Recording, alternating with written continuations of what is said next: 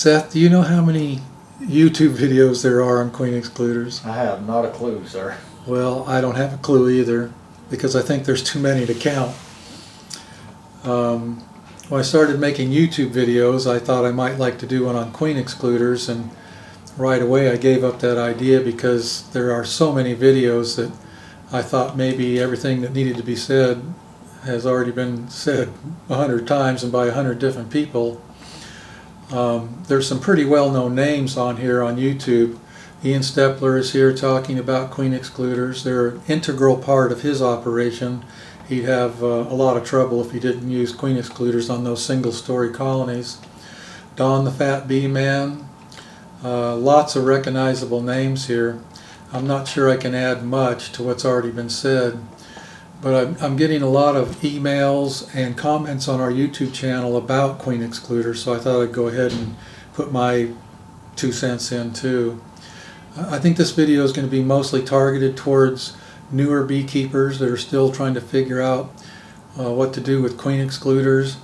In our store we have a lot of people come in that are brand new, just getting their bees, and they come in and on their list of items to buy is a queen excluder, and they don't even know what they're going to do with it. They're told by somebody that they have to have it, or they've read a book that says they have to have it, and that's not always the case. A good example of that would be our operation. My preferred colony is a double deep 10-frame colony, and we choose not to put excluders on top of a double brood nest like that. And the reason is that I really do believe that it inhibits the honey production just a little bit. If you have a single story colony, or say a 1.5 story, like a deep and a shallow or deep and a medium, you almost need to have a queen excluder or you'll have way too much brood up in your upper boxes. Now when or the supers I should say, the honey supers. Now with our double deeps, without a queen excluder, we do occasionally get brood in those upper boxes, and we just have to deal with it. It's just something I've chosen to do. It's helpful for a newer beekeeper to look at queen excluders as a tool and not as an integral part of a beehive. Our approach is using a queen excluder to accomplish a desired result, and not just automatically put it on the beehive to keep brood out of our honey supers, which is what queen excluders are usually meant to do. Let's go out in the store. I want to measure some of these different types of queen excluders and talk about dimensions on them. Seth, let's take the camera out there. We have 4 different types of queen excluders in our store. They all sell well, except for the wood bound, doesn't sell too good. That's kind of a thing from the past. I don't have a sample of a wood bound to show today because we sold them all today. But we do have the other 3 that we keep in stock. We carry a plastic excluder from Date Ant. We carry a plastic excluder from Man Lake. And then we also have a metal bound wire excluder. This one happens to be from Man Lake, but the Date Ant is pretty close to the same product. They all have their pros and cons, and I'll explain the one I like the best in a minute. We'd like to think that all excluders are the same, but it's really not true. I found that out the hard way some years ago. I guess it was about 15 years ago. I bought 300 or 400 excluders from Date Ant, and they turned out to be too small, and the bees weren't going through them well. Date Ant made good on it. As soon as I called them and let them know about the problem, they trusted me and immediately sent me some others. But what had happened was I had maybe 1,000 colonies going on sourwood honey, and within 10 days some of them had a super or two, and those 300 or 400 that I had that new plastic excluder on were not making any honey at all, and I could see clearly that the bees were just not going through the excluder. And what it turned out to be was just a matter of a few thousandths of an inch difference in the hole.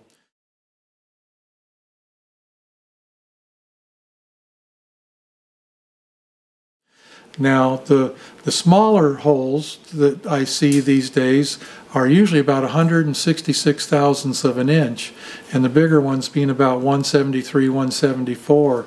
These fall, all 3 of these fall in what I would consider the very good range. This wire excluder from Man Lake is 166. That's a good dimension. This plastic excluder from Man Lake is $169, and this plastic excluder from Dadant is also $169. Now they all work great. One of the drawbacks, in my view, to the plastic ones is that they can kind of sag, and with time they can fatigue and get kind of brittle or warped, and I just don't like that. And then if they sag when they're on the beehive, they can actually sag down and touch the top bars of the box they're sitting over, and the bees will put a lot of propolis and burr comb in there and kind of glue them down to the top bars. Whereas when you have a metal excluder like this one, it stays rigid, and it actually kind of respects the bee space between the underside of the wires and the tops of the top bars in the box below. There's actually a little bit of a space. I've not measured it. It looks like about 1/16 of an inch between the edge of the rim and the bottom of the wires. And when you add that to the 1/4 of an inch bee space that exists in the top of a box, it's good enough. I've always said that bee space just simply needs to be somewhere between 5/16 and 7/16. Of course, all the books will tell you that 3/8 is ideal, and that's probably correct. But with a wire excluder, I think you end up probably with 5/16 between the top bars and the wires, and I like that. Also, as long as you take care of them and don't bend the wires, they last much longer than the plastic ones. They give you a good rigid edge to pry on with your hive tool. And one of the mistakes that people tend to make with any excluder is they don't stay on the edge and try to pry against the wires, and that can bend the wires and perhaps tear the ribs on a plastic one. So it's, with queen excluders, it's important to pry your boxes off right along the edge of the excluder. Okay, first off, we're at a wood mill, so forgive all the racket in the background, but we ran across something that's a little educational. Seth found a double deep colony with an excluder, and at first he thought there was 2 queens, one in the top and one in the bottom. This excluder is barely bent right here, and I mean barely, but that's all it takes for a queen to squeeze through and go back and forth. So that's why I'm very adamant with my employees not to throw these metal wire excluders around. It just takes a little small bend like that to let a queen through. Anyway, we don't have 2 queens. We've actually got 1. She's just been going back and forth apparently, and I think that's why right there. Yeah, I could see how if this was just a few thousand smaller, it would be a struggle for them.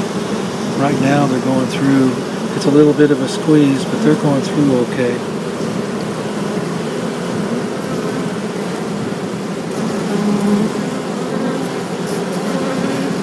Of course, now that we want them to do it, they won't.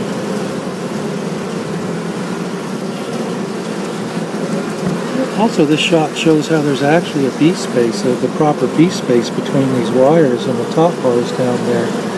There's a good 5/16 of an inch there, maybe even 3/8, almost 3/8. And I think that's another advantage to these metal ones over the plastic. The bees have space in there. Like if this was plastic and it was laying down on the top bars, you wouldn't have any bees right here. They wouldn't be coming up through the wires above the top bar. They'd be restricted to just the areas between the top bars, which I know I've used both plastic and metal, and I've not seen huge differences. Some people say there's no difference, others say there's a huge difference. I've got a friend in North Dakota. He's a North Dakota, Texas migratory beekeepers and beekeeper. He absolutely swears that when he puts plastic excluders on in a yard that he makes less honey compared to the metal excluders. He said he did a little test a few years ago and did half the yard with plastic and half with metal, and he said the plastic excluders made a super less than the others. I've never done any kind of study like that. I couldn't say one way or another. So we have several of these metal racks that we put together for storing and carrying queen excluders. It's kind of rough when you got a bunch of them on a truck and you're trying to tie them down. They want to slide all over the place. This works pretty good. We got a stack of them over here. They're just made out of standard angle iron. The dimensions are just a little larger than an excluder. That's about 20 3/8 by 17. So the little extra space gives you finger room and room to stack them in there. And this particular one is about 22 inches high. And then we also, this is an old wooden one. I used to make them out of wood, and that worked. But the metal is a lot stouter. And then we have angle iron feet on them, so we can get a hand truck under there if we want for moving them around. But that helps a lot.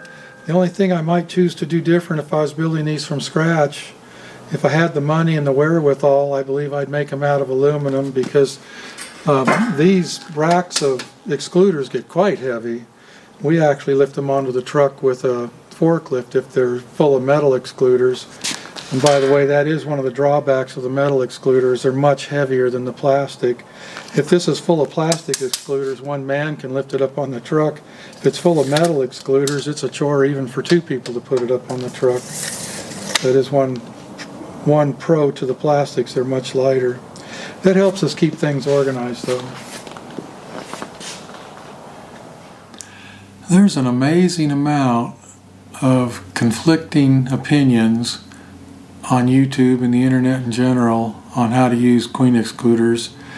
Many people say you shouldn't use them at all. Some people say you should always use them. Many people say that you will have excessive swarming with excluders. Sometimes that's correct and sometimes it's not. Many people say that they exclude honey production. In other words, they call them honey excluders. And there are times when that's absolutely correct, and there are times when it is not. I think it comes down to how you use them, timing, the type of colony, the type of equipment, the size of your brood nest, all of this stuff. As I mentioned earlier, when we run double deep colonies, I try not to use them at all because I do actually think it hurts our honey production a little bit. With our single story colonies, we have to use them, or we'd end up with an excessive amount of brood in the second, third, and fourth story boxes. People that say that excluders should absolutely never be used should consider that some of the largest crops in the world are made with people using queen excluders. So that must say something. It also comes down to personal preference, what you're willing to put up with. If you don't mind a little brood in your supers, maybe it's okay. If you can't stand any brood in your supers, maybe you're forced to use them. I'm kind of in the middle. I don't mind a little bit of brood in our supers. We time things right, kind of let the bees plug out towards the end of the honey flow and backfill those supers where the brood might be hatching off. So timing can have a lot to do with it. And then even when you think you know what you're doing, Mother Nature can throw you a curveball and mess you up completely. A lot of times we'll see excessive brood in our supers, and we'll make sure we force the queen down into the brood nest and then slip a excluder in at that point and let the brood hatch and let the bees backfill the empty cells then. If you can create a honey bridge in your second or third story box, a lot of times the queen won't cross over that.